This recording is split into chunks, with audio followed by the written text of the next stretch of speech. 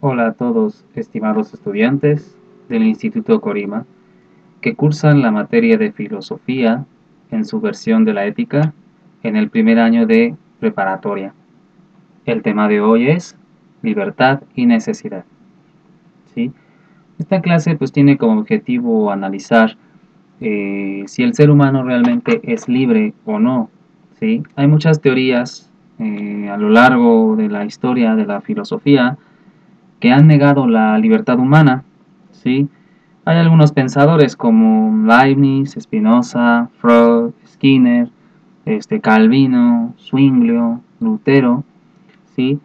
Que quieren decir que el ser humano pues no tiene verdadera libertad y que solo cree tenerla y por eso está determinado, ¿sí?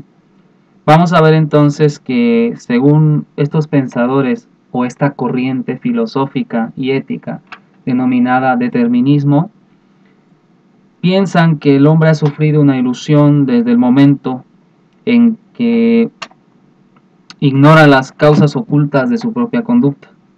¿Sí? Se cree que elegimos libremente cuando no se tiene conciencia de las causas más profundas de nuestra conducta.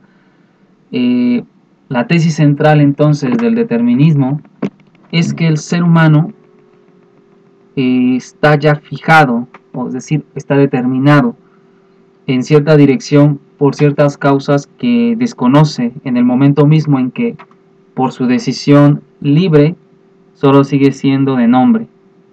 Es decir, hagan de cuenta que los seres humanos están siendo movidos por hilos y que, aunque ustedes creen que están eligiendo algo, no es así. Por ejemplo, supongamos que yo les pongo a elegir el color rojo y el amarillo.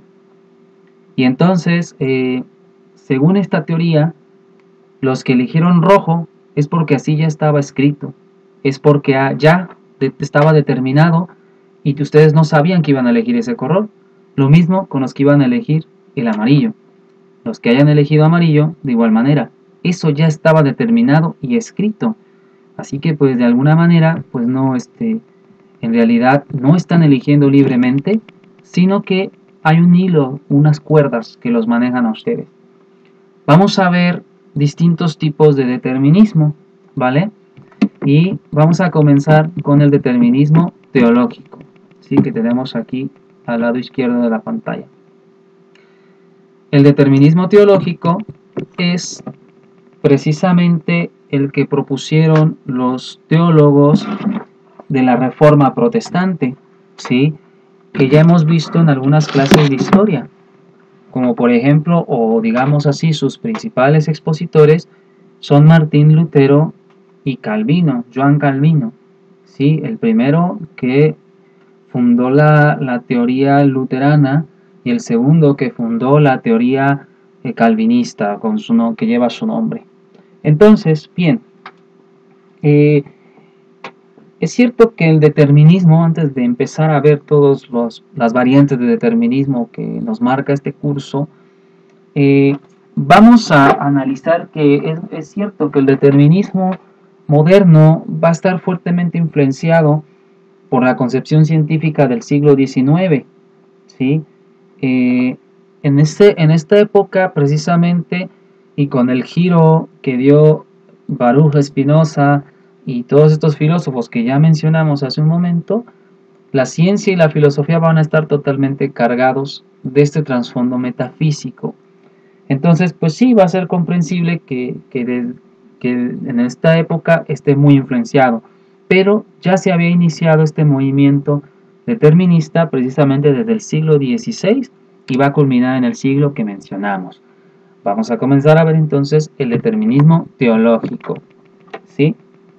Este determinismo dice que el hombre se salva o se condena según lo decida la voluntad infinitamente de Dios. Es decir, Él salva a quien quiere, ¿sí? Este tipo de determinismo, como ya lo mencioné hace unos momentos, pues es característico del luteranismo y del calvinismo, ¿sí? Ahora bien, según estas, bueno, vamos a ver a uno y al otro, ya hemos conversado un poquito de ellos, pero ahora los veremos desde la ética.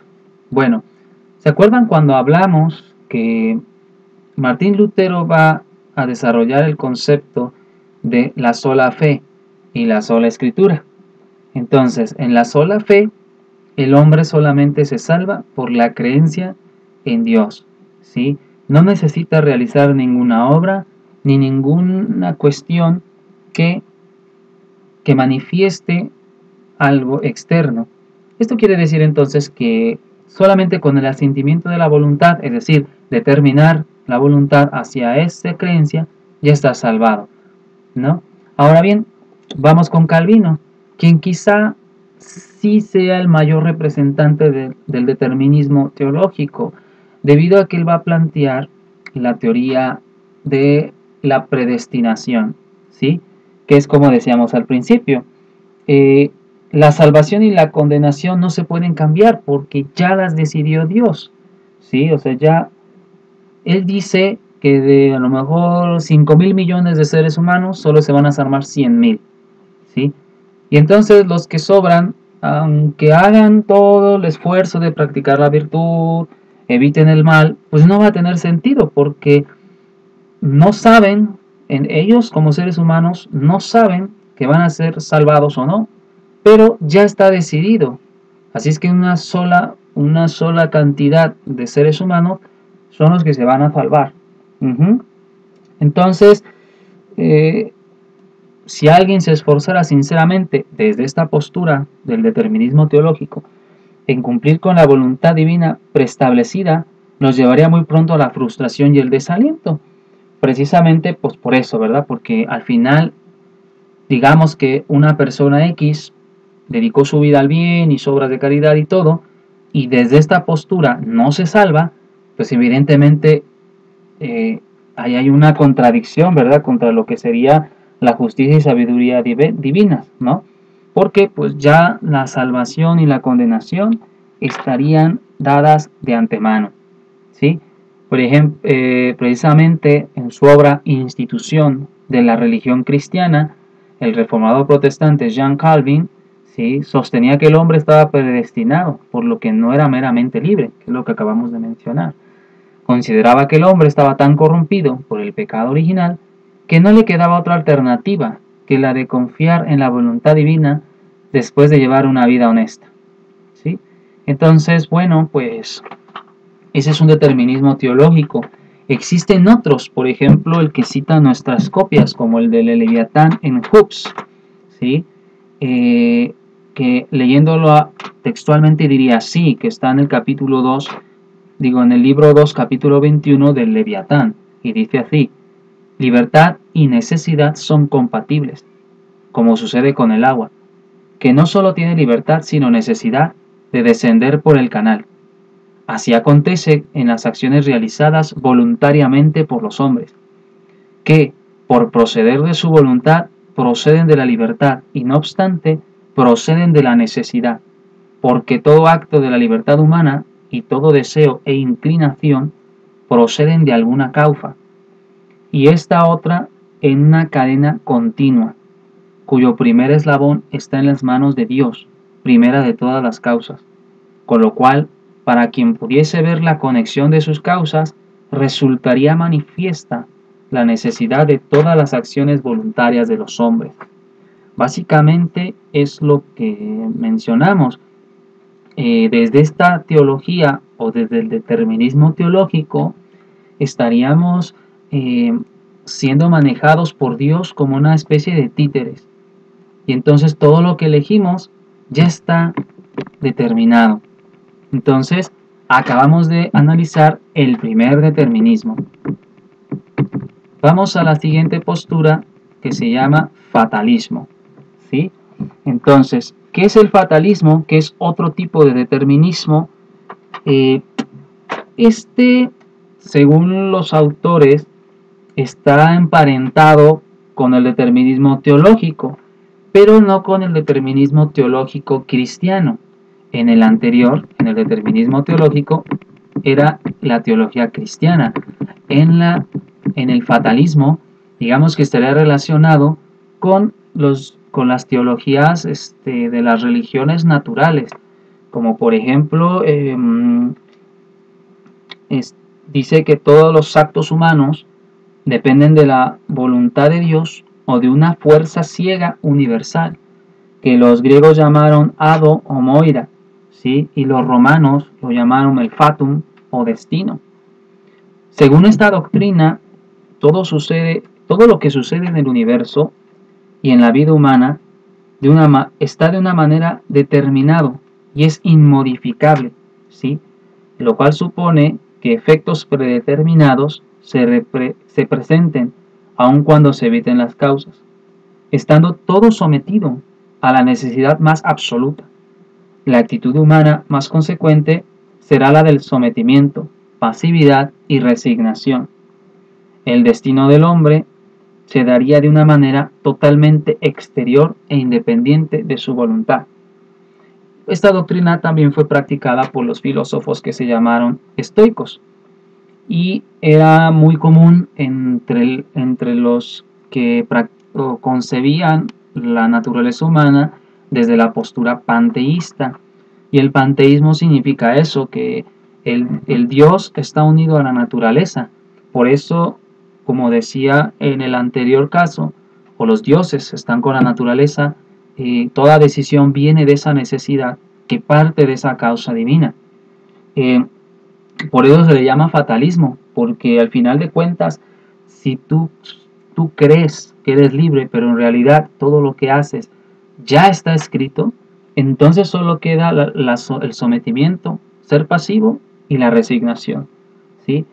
También esta doctrina se presenta en otro tipo de religiones como la musulmana, quienes hablan de los mandamientos de Alá, que Alá en árabe significa Dios. Entonces también ahí esos no se pueden irrevocar, son irrevocables, o sea, los tienes que cumplir porque sí, y solamente queda tu sometimiento y queda tu sujeción a los mismos, ¿vale? Y efectivamente hay un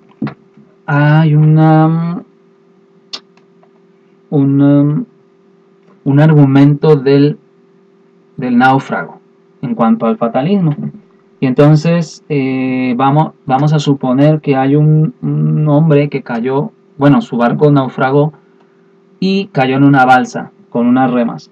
Entonces él, si partiera del fatalismo, tendría el siguiente argumento: o está escrito que me voy a ahogar, o está escrito que no me voy a ahogar. Si me voy a ahogar, es inútil que trate de salvarme, pues de todas maneras moriré, porque está escrito. Si está escrito que no me ahogaré, es inútil también que trate de salvarme, porque está escrito que no me ahogaré.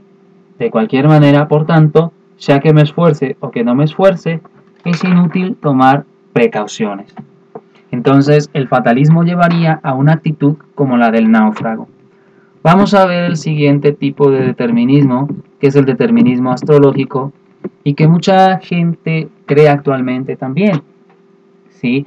Y efectivamente el determinismo o el fatalismo, que también es una versión de la misma, no solamente se relaciona con creencias religiosas, sino también se relaciona con creencias basadas en la acción de los astros. En este caso, el determinismo astrológico afirma que el destino de cada una de las personas está escrito en el zodiaco, el cual determina nuestro comportamiento y nuestro futuro según el mes, día y hora en que nacemos. Efectivamente, si a lo mejor Marte estuvo en conjunción con Venus o con algún otro planeta, a lo mejor hoy se va a encontrar el amor de su vida, o si, etcétera, etcétera, ¿no? O sea, es decir, esto menciona que el universo y los planetas tienen una influencia totalmente sobre nuestro comportamiento y sobre nuestro porvenir. Esto pues se practicó muchísimo también en la religión de Zoroastro, antes de que ésta se transformara en el Islam. Pero bueno, ya pasamos este determinismo astrológico, que es muy sencillo. Vamos ahora al determinismo psíquico, ¿sí? Este es un determinismo que muchas veces pues sí se practica en las ciencias, principalmente en la química y en otro tipo de ciencias como la psicología, que venía del siglo XVIII principalmente, y que está precisamente representada por Skinner y Watson. ¿Qué dice el determinismo psíquico? Bueno, o psicológico, que nuestras decisiones dependen de la química cerebral, de nuestras neuronas y de la carga electromagnética que se da en ellas. Por ende, nuestro comportamiento obedece a condicionamientos. Otro psicólogo del siglo XVIII y XIX que también se encargaron en hablar del comportamiento psíquico es del famoso conductismo, y uno de ellos me viene a la mente Pavlov, ¿no? Que ante un estímulo viene una respuesta ineludible y necesaria, ¿no? Y recuerden que Pavlov hizo el experimento de los perros donde tenían el estómago abierto y cada vez que le acercaba una cosa de comida, los perros segregaban el jugo gástrico. Y también hubo muchas teorías educativas que se basaron en el conductismo, en el cual si tú hacías algo bueno, pues te premiaban, y si hacías algo malo, te castigaban. ¿Por qué? Porque ante un estímulo viene una respuesta. Esa es la manera en que el determinismo psíquico permeó la educación hasta antes del constructivismo. Después, precisamente, sucedieron Skinner y Watson con el behaviorismo, que viene del inglés behavior, comportamiento, y conductismo, en el que reducen la libertad a la herencia y al ambiente también, ¿no? Y pues bueno, evidentemente la conducta humana va a obedecer a la causalidad, ¿sí? Haces algo porque te premiaron en ese momento y haces algo malo porque no te castigaron a tiempo. Eso es lo que nos diría esta teoría del determinismo psíquico. Vamos al determinismo biológico, ¿vale? Bien, esta teoría considera que los genes y la herencia determinan completamente el futuro de una persona. Por ejemplo, si quisiéramos cambiar, pues no podríamos porque estaríamos determinados por la información genética.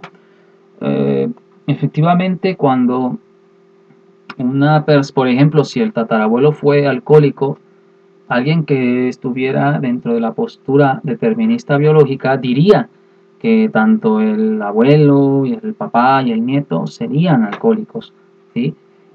U otro tipo de comportamientos, ¿no? Serían heredados a través del ADN. Entonces, pues bueno, igual manera, todos los comportamientos que ahorita ustedes tendrían, siguiendo este determinismo, pues sería porque vienen de sus antepasados.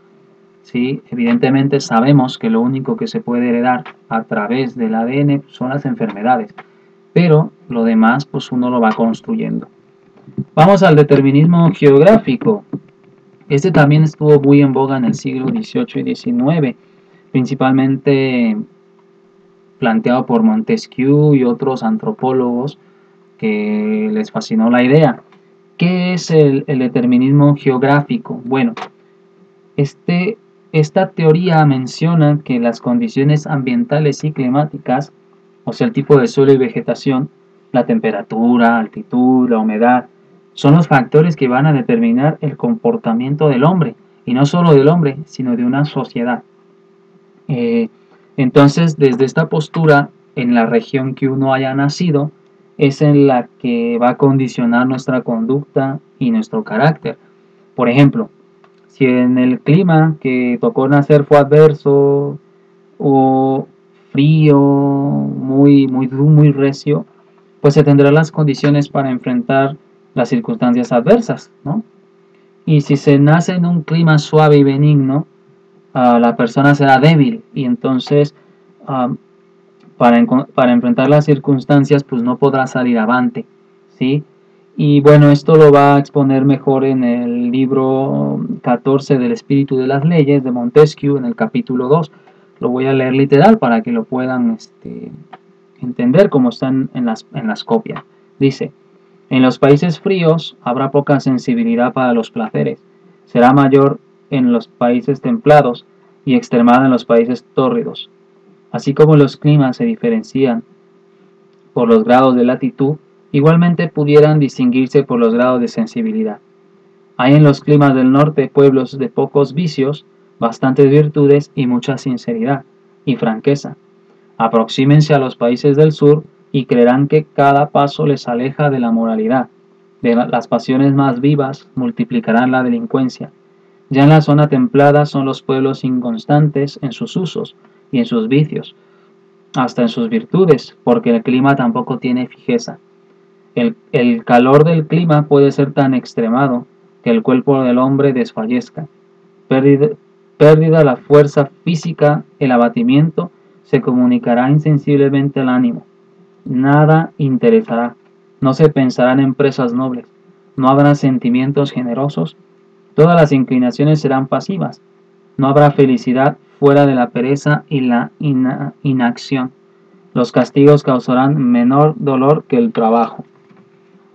Entonces, después de leer este texto, pues podemos entender que para los deterministas geográficos, si naces en climas fríos como en el norte del mundo, pues serás una persona muy virtuosa y tenaz. Pero si naces en los países del sur, o en África y todos estos lugares, pues va a ser una persona más floja y que se va a poder manipular más fácilmente. Esto evidentemente desde el determinismo geográfico, que pues bueno, también tiene sus críticas. Vamos al determinismo social. ¿Sí? El determinismo social dice que los comportamientos no son voluntarios ni conscientes. Entonces, de igual manera, esto va a estar muy fuerte en la sociología del siglo XVIII y XIX, principalmente después de la escuela positivista, pasando por otros autores como Émile Durkheim, que van a decir que la sociología se limita a descubrir las leyes a las que obedecen las fuerzas que actúan en la sociedad. ¿Sí? Según Émile Durkheim, los hechos sociales se explican por otros hechos sociales y estos deben tratarse como si fueran cosas. Eso está precisamente en su libro que se llama El método sociológico. Y pues bueno, ahora bien, este determinismo, o si existe este determinismo, entonces podemos predecir el comportamiento social porque ya todo está determinado. Entonces, para esta postura, las estadísticas aplicadas a la conducta individual o social nos darán estimaciones precisas del comportamiento humano. Si fallan, entonces esto significa que se hizo una observación insuficiente. Pues sí, igual manera, si un comportamiento social se dio, como por ejemplo la migración, en un país del siglo XVIII, para los sociólogos quiere decir que va a haber una ley que se va a repetir en la misma sociedad dentro de otros años. Entonces, quiere decir que las sociedades y las personas no tienen libertad para elegir. Vamos al otro determinismo, que es el último, que es el intelectual. Vamos a este determinismo intelectual. Y evidentemente también nos va a regresar a nuestra lotería de filósofos, en la cual nosotros hablamos de Sócrates. Sócrates es el que va a plantear la postura determinista intelectual o el determinismo intelectual, o también se le va a llamar determinismo moral. ¿Por qué? Bueno, desde este autor, Sócrates consideraba que no había hombres malos, sino ignorantes, y que nadie hacía el mal a sabiendas. O sea que, según este filósofo, los hombres no son malos por una mala voluntad, sino por ignorar el conocimiento de los valores morales. Entonces, si fuéramos coherentes con esta doctrina, pues deberíamos sostener entonces que una persona, al conocer todas las moralidades, se conozca todos los sistemas filosóficos, se conozca todos los preceptos morales y las leyes, quedaría tan convencido de eso que siempre haría el bien. ¿Sí? Entonces aquí, para estos autores o esta posición determinista, si los seres humanos se educaran correctamente desde la moralidad, no habría maldad ni vicios. ¿Sí? Pero bueno, evidentemente ya lo verán en el ejercicio que tengan que hacer en la página 183 sobre el determinismo intelectual y el pensamiento de San Pablo. Ahí lo van a ver, cuando está en el apéndice, lo vamos a trabajar, que está precisamente en el apéndice en la página 354. Cuando lleguen a esa página, pues ya tendrán la oportunidad de contrastar cuál es la cuestión del determinismo intelectual y desde la posición de San Pablo, ¿sí?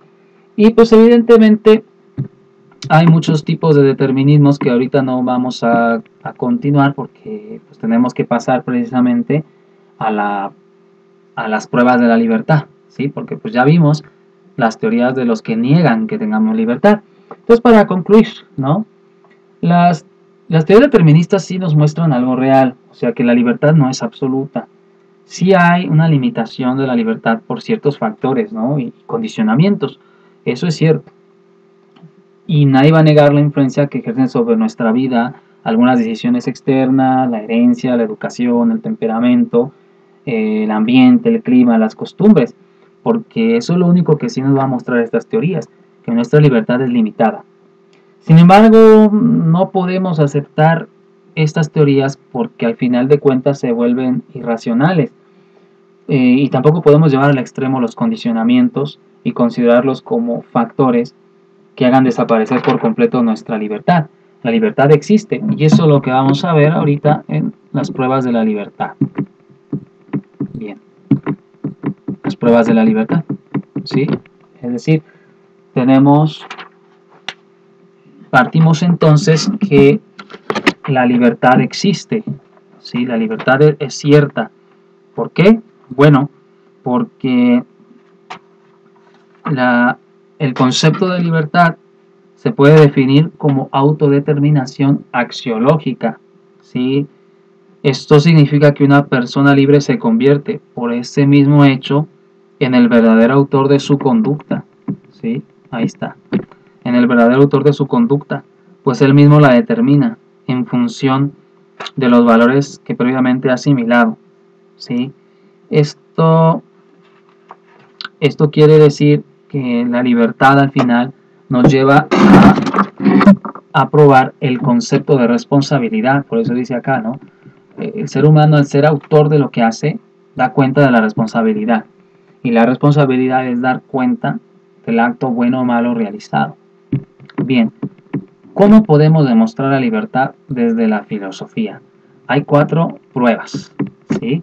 La primera, de la conciencia psicológica, la segunda, la conciencia moral, la tercera, el comportamiento de la humanidad, y la última, la aristotélico-tomista. Vamos a comenzar con la de la conciencia psicológica. Algo que cabe destacar, ven que les menciono en la página 185 que recorten y peguen los cuadritos del apéndice que se encuentra en la 355. Bueno, en este caso, y precisamente porque estamos ahorita enclaustrados por la cuarentena, vamos a escribirlos. Vamos a ver las pruebas de la libertad y las vamos a escribir ahí en los recuadros. No recorten ni peguen, ni saquen copias porque no podemos salir. Entonces solamente escriban, ¿vale? Bien. Entonces la primera prueba, conciencia psicológica. ¿Sí? La libertad parte precisamente de que la conciencia es testigo de nuestra actividad libre, ¿sí? En cada acto que elegimos, nosotros somos los que elegimos, quienes dudamos, titubeamos, deliberamos, nos angustiamos. Al fin y al cabo, nosotros somos los que vamos a elegir una opción, ¿sí? Entonces, la experiencia de la elección da diversas alternativas. Y es algo que experimentamos día a día, ¿no? Por ejemplo, como dice Aristóteles, ¿no? Somos dueños de nuestros actos, pues estos provienen de nuestra libre decisión y por ello podemos responder por ellos.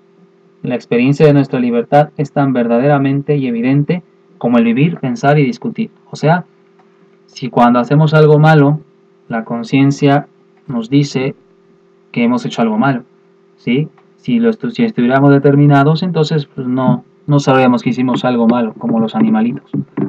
Luego viene la conciencia moral, ¿sí?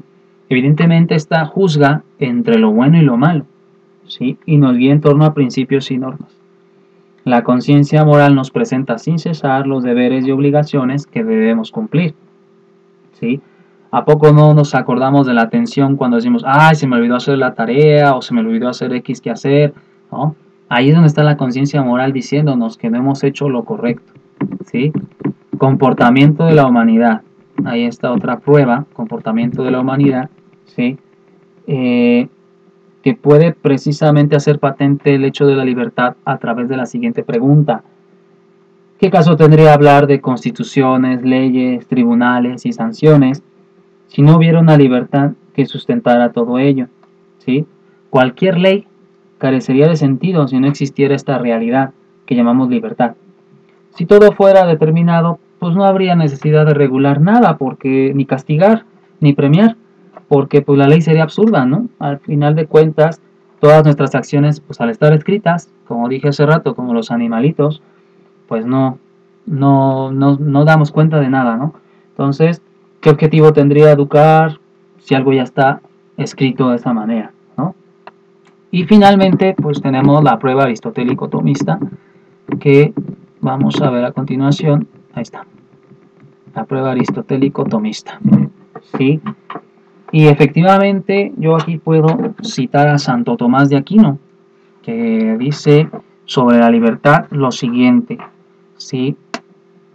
El hombre tiene libre albedrío porque precisamente se opone a la necesidad, ¿sí? La voluntad humana tiende a objetos como la felicidad, ¿sí? Entonces, bueno, ¿qué quiere decir acá Santo Tomás? Bueno, el libre albedrío es la facultad de la voluntad y de la razón. En el hombre se dan la razón y la voluntad, luego junto con ella se da también el libre albedrío. La deliberación se ocupa únicamente de las cosas que caen en nuestro poder, pero los hombres deliberan sobre sus actos. Luego los hombres son dueños de sus actos y en consecuencia poseen libre albedrío, ¿sí? Entonces, hay que afirmar, como dice Santo Tomás en la solución de la cuestión sobre el libre albedrío, es que hay que afirmar que, sin lugar a duda, ha de admitirse que el hombre es libre en su albedrío. En efecto, esta conclusión nos lleva a la fe, puesto que sin libre albedrío no puede existir mérito ni demérito, justo castigo ni premio, ¿sí? También nos inducen a pensar así ciertos comportamientos evidentes del hombre, los cuales nos hacen ver que éste escoge unas cosas y rechaza otras, y nos obliga a admitir otro tanto un argumento evidente, del cual se hace uso en la investigación sobre el libre albedrío, ¿sí? Entonces, bueno, eso es lo que dice Santo Tomás o la prueba aristotélico-tomista en cuanto a que se basa ontológicamente en que el ser humano puede elegir y no puede elegir. Bueno, pues muchas gracias. Esto es todo por hoy. Nos vemos en la siguiente sesión. Hasta luego.